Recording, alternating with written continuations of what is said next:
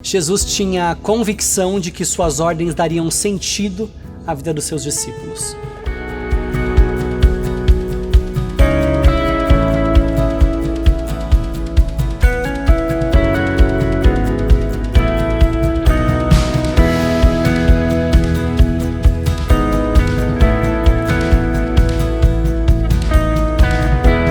Jesus fala do inferno mais do que qualquer outra pessoa ao longo de toda a Escritura. Entre muitas características dadas por ele sobre esse lugar, ele disse que é um lugar de trevas, onde haverá choro e ranger de dentes. É o lugar daqueles que praticam o mal. É o lugar onde a presença da ira de Deus se manifestará.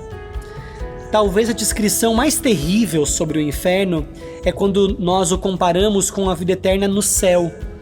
Assim como a vida eterna vai ser uma experiência de infinito prazer e alegria na presença de Deus, o castigo eterno será uma experiência de infinito sofrimento debaixo da ira de Deus. A ira de Deus é justa porque todos somos pecadores e o pecado vai totalmente contra a santidade de Deus. Por isso o inferno não é um castigo autoimposto, como se o culpado fosse o próprio Deus por mandar alguns para esse lugar.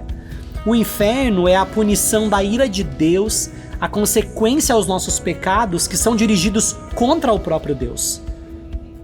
A ideia do inferno não é de uma doença provocada por alguns maus hábitos, mas de um rei manifestando ira santa contra os que se recusam a obedecer suas ordens de amor. O medo que Jesus ordena que tenhamos é desse Deus irado contra o nosso pecado, um justo juiz que condena justamente pecadores ao castigo eterno. Mas calma, esse mandamento nos mostra como a graça de Deus é abundante e muito maior. Quem crê no Filho tem a vida eterna, já quem rejeita o Filho não verá a vida, mas a ira de Deus permanece sobre ele.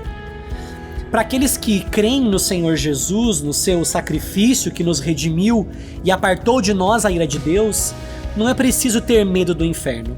Para nós, ter medo de Deus significa ter medo da terrível possibilidade de não confiar naquele que pagou um preço tão alto por nossa paz.